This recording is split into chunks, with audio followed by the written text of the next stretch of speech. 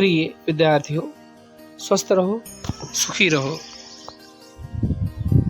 आज की हमारी हिंदी कक्षा होगी पाठ्यक्रम वाकी पुस्तक स्पर्श भाग 1 से, जिसके गद्य खंड 1 का पाठ 2, जिसका शीर्षक है दुख का अधिकार नामक एक मार्मिक कथा का पाठन हम करेंगे। श्री यशपाल द्वारा लिखा गया ये पाठ समाज की कुंठित सोच को उजागर करता है। तो आइए सर्वप्रथम हम संक्षिप्त में लेखक के जीवन पर प्रकाश डालेंगे। लेखक श्री यशपाल शर्मा, जिन्हें कामरेड के नाम से भी साहित्य में जाना जाता है, हिंदी के प्रमुख कहानीकारों में से एक हैं। आपका जन्म 3 दिसंबर सन 1903 ईस्वी को पंजाब प्रांत के फिरोजपुर छावनी में हुआ था। सन 1921 ईस्वी में फिरोजपुर जिले से मैट्रिक परीक्षा में प्रथम आकर आपने अपनी कुशाग्र प्रतिभा का परिचय दिया। आपने विश्व की अनेक भाषाओं जैसे फ्रेंच, इटालियन, बांग्ला आदि का अध्ययन किया। 26 दिसंबर 1976 को आप यही लोक से विदा हो गए। किसी भी लेखक की भाषा शैली उसके लेख पर बड़ा प्रभाव डालती है। भाषा के बारे में आपका बड़ा ही उदार दृष्टिकोण रहा है। आपने उर्दू, अंग्रेजी आदि भाषाओं के शब्दों से कभी परहेज नहीं किया। लखनवी अंदाज कहानी में जहाँ एक ओर संस्कृत के तत्सम शब्दों का प्रयोग हुआ है, वहीं दूसरी ओर उर्दू एवं सामान्य बोलचाल के शब्दों का प्रयोग भी किया गया है। प्रमुख रचनाएं: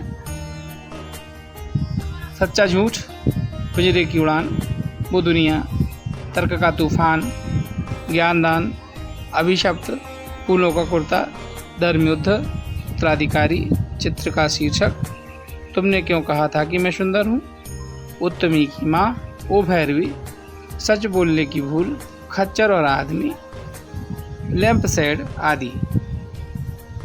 अब हम पाठ में प्रवेश करते हैं। इस पाठ में लेखक समाज में होने वाले उच्च वर्ग और निम्न वर्ग के भेदभाव को दर्शा रहा है। यहाँ लेखक अपने एक अनुभव को साझा करते हुए कहता है कि दुख मनाने का अधिकार सभी को होता है, फिर चाहे वह समाज के किसी भी वर्ग का हो। आइए इस चलचित्र के माध्यम से हम कहानी का भाव समझते हैं। दुख का अधिकार। मनुष्य की पोशाकें उन्हें विभिन्न श्रेणियों में बांट देती है। प्राय पोशाक ही समाज में मनुष्य का अधिकार और उसका दर्जा निश्चित करती है।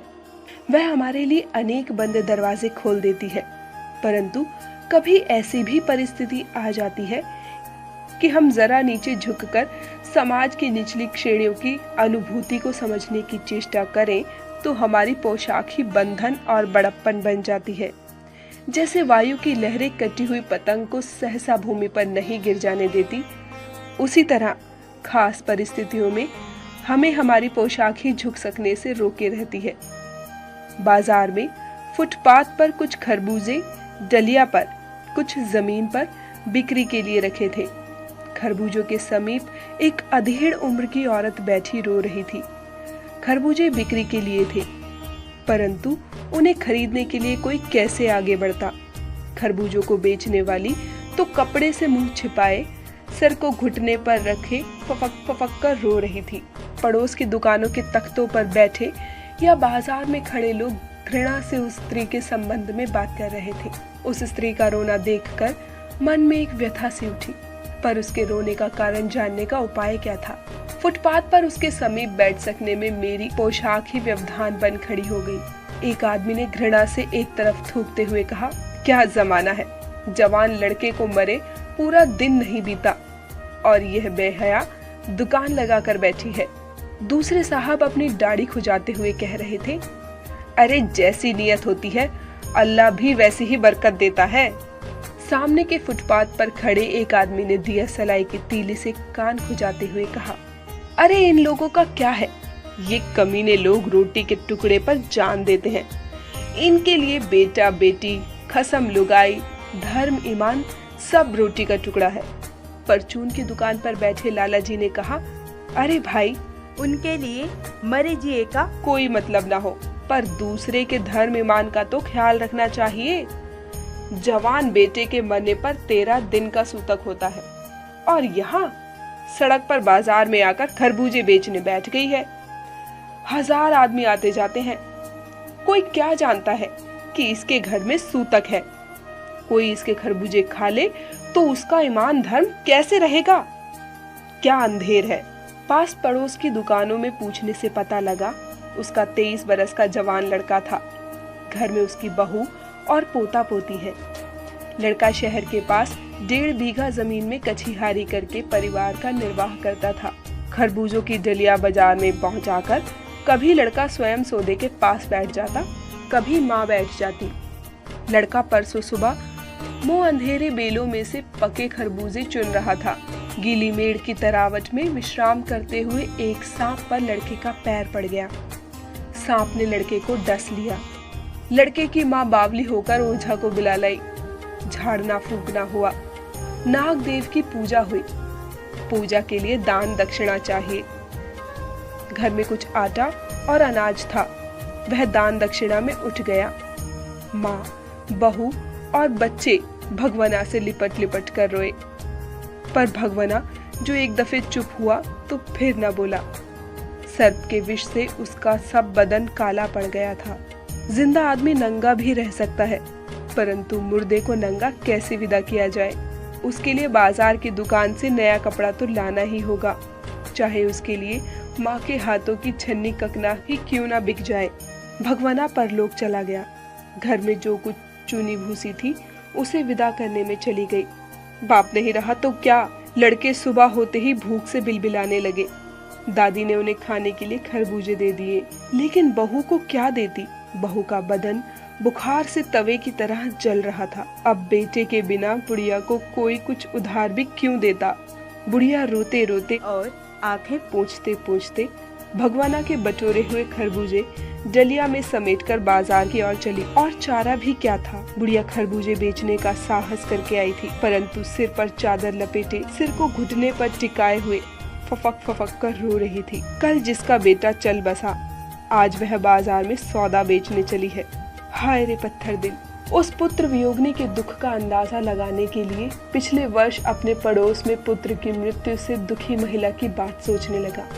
वह संभ्रांत महिला पुत्र की मृत्यु के बाद 2.5 मास तक पलंग से उठ न सकी थी। उन्हें 15-15 मिनट बाद पुत्र वियोग से मूर्छा आ जाती थी। 2-2 डॉक्टर सिराहने बैठे रहते थे। बर्फ सिर पर रखी जाती। मैं सोचता जा रहा था, शोक करने, गम मनाने के लिए भी सहूलियत चाहिए और दुखी होने का भी एक अधिकार होता है। आइए अब हम संक्षिप्त में पाठ का सार समझते हैं।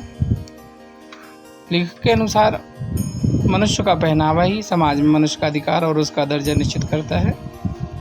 अर्थात जो कुलीन है वह अच्छा पहनावा पहनते हैं, जो कि गरीबों के बस का नहीं होता।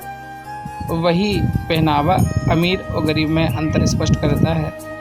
समाज में कभी ऐसी भी परिस्थिति आ जाती है कि हम समाज के ऊंचे वर्गों के लोग छोटे वर्गों की भावनाओं को समझना तो चाहते हैं, परंतु उस समय समाज में उन ऊंचे वर्ग के लोगों का पहनावा ही उनकी इस भावना में बाधा बन जाता है। लेखक अपने द्वारा अनुभव किए एक दृश्य का वर्णन करते हुए कहते हैं कि एक दिन लेखक ने बाजार में फुटपाथ पर कुछ खरबूजों को उसको टोकरी के नीचे जमीन पर रखे हुए देखा। खरबूजों के नज़दीक ही एक ढलती उम्र की औरत बैठी हुई थी, अर्थात एक बुढ़िया माँ बैठी हुई थी। उस बुढ़िया माँ ने खरबूजे तो बेचने के लिए ही रखे गए थे, परंतु उन्हें खरीदने के लिए कोई कैसे आगे बढ़ता, क्योंकि खरबूजों को बेचने वाली वह बूढ़ी माँ अब कपड़े से अपना मुंह छिपाए हुए थी और उसने अपने सिर को घुटने पर रखा हुआ था और वह बुरी तरह से बिलख बिलख कर रो रही थी। उस औरत का रोना देखकर लेखक के मन में दुख की अनुभूति हो रही थी, परंतु उसके रोने का कारण जानने का उपाय लेखक को समझ में नहीं आ रहा था, क्योंकि फुटपाथ पर उस औरत के नज़दीक बैठ सकने में लेखक का वह पहनावा लेखक के लिए समस्या खड़ी कर रहा था, क्योंकि लेखक ऊंचे वर्ग का था, वह औरत छोटे वर्ग की थी। लेखक कहता है कि सामने फुटपाथ पर खड़े एक आदमी ने माचिस की तीली से कान खुजाते हुए कहा, अरे इस छोटे वर्ग के लोगों का क्या है, इनके लिए सिर्फ रोटी ही सबसे ज़्यादा महत्वपूर्ण होती है। इनके लिए बेटा बेटी, पति पत्नी, धर्म ईमान सब रोटी का टुकड़ा है। इन छोटे लोगों के लिए कोई भी रिश्ता रोटी नहीं है, अर्थात ये रोटी से बढ़कर किसी रिश्ते को नहीं मानते। जब लेखक को उस औरत के बारे में जानने की इच्छा हुई तो लेखक ने वहाँ पास पड़ोस की दुकानों से उस औरत के बारे में पूछा और पूछने पर पता लगा कि उसका एक 23 साल का लड़का था। घर में उस की औरत और पोता पोती हैं। उस औरत का या बूढ़ी माँ का लड़का शहर के पास 1.5 बीघा भर जमीन में सब्जियां उगाने का काम करता था और उसी से परिवार का पालन पोषण होता था। लड़का परसों सुबह अंधेरे में अर्थात बुहोर के समय बेलों में से पके खरबूजे चुनते हुए खेत पर काम कर रहा था। तभी पैर 2 खेतों की गीली सीमा पर अर्थात मेड़ पर आराम करते हुए एक सांप के ऊपर पड़ गया। सांप ने लड़के को डस लिया।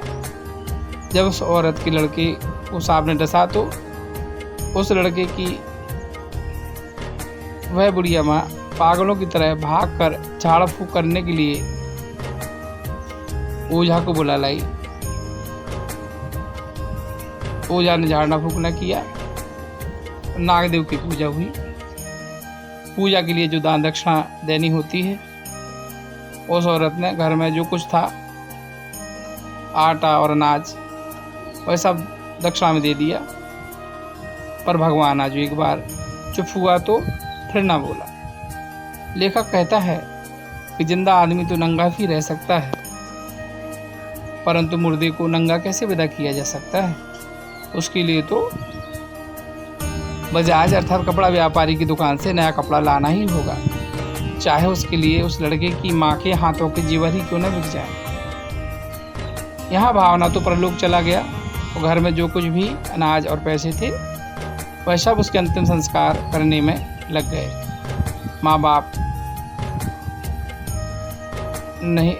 बाप नहीं रहा तो क्या। लड़के सुबह उठते ही भूख से बिलबिलाने लग गए। अब बेटे के बिना बुढ़िया को दुअन्नी चवन्नी भी कौन उधार देता है, क्योंकि समाज में माना जाता है कि कमाई के बल लड़का कर सकता है और उस औरत के घर में कमाई करने वाला लड़का मर गया था। तो अगर कोई उधार देने की सोचता तो यह सोचकर नहीं देता कि लौटाने वाला उस घर में कोई नहीं है। यही कारण था कि बुढ़िया रोते रोते और आंखें पहुँचते पहुँचते भगवाना के बटोरे हुए खरबूजे टोकरी में समेटकर बाजार की ओर बेचने के लिए आ गई। उस बेचारी औरत के पास और चारा भी क्या था। लेखक कहता है कि बुढ़िया खरबूजे बेचने का साहस करके बाजार तो आई थी, परंतु सिर पर चादर लपेटे सिर के घुटने पर टिकाए हुए अपने लड़के के मरने के दुख से बुरी तरह से रो रही थी। लेखक अपने आप से ही कहता है कि कल इसका बेटा चल बसा हो, आज वह बाजार में सौदा बेचने चली आई है। इस माँ ने किस तरह अपने दिल पर पत्थर रखा होगा। वहीं लेखक को एक अमीर दुखियारी माँ का किस्सा याद आया जो उसके परिचय में थी। उसका बेटा भी कुछ दिन पहले एक हादसे का शिकार हो गया था। वह बुढ़िया अमीर और कुलीन थी, सो फिर क्या। रिश्ते नातेदार पास पड़ोस के सभी उसका हाल चाल पूछने आते। वह कई दिनों तक तो पुत्र शोक में बेसुध ही पड़ी रही और कई लोग उसकी सहायता के लिए उसके बिना कुछ कहे ही उसके पास आते जाते रहे और उसकी सहायता करते रहे, क्योंकि उनको भरोसा था कि यह कुलीन है, सभ्य है, आज हम इसकी सहायता करेंगे तो कल ये हमारी सहायता के लिए भी खड़ी होगी। दूसरी तरफ वह दुखिया गरीबिनी, जिसे स्वयं को कुलीन कहने वाले समाज के लोगों को दया नहीं आती। कोई उस दुखिया की पीड़ा नहीं समझता, क्योंकि उनकी पोशाक ही तो है जो उन्हें झुकने नहीं देती। वहीं दरिद्रता गरीब को दुख का अधिकार नहीं देती। यहाँ अध्याय पूर्ण हुआ। अब बारी है प्रश्नाभ्यास की। चलचित्र के अंत में कुछ प्रश्न दिए जा रहे हैं, जिनके उत्तर आपको अपनी अभ्यास पुस्तिका में लिखना है व उन्हें जांच कराना है।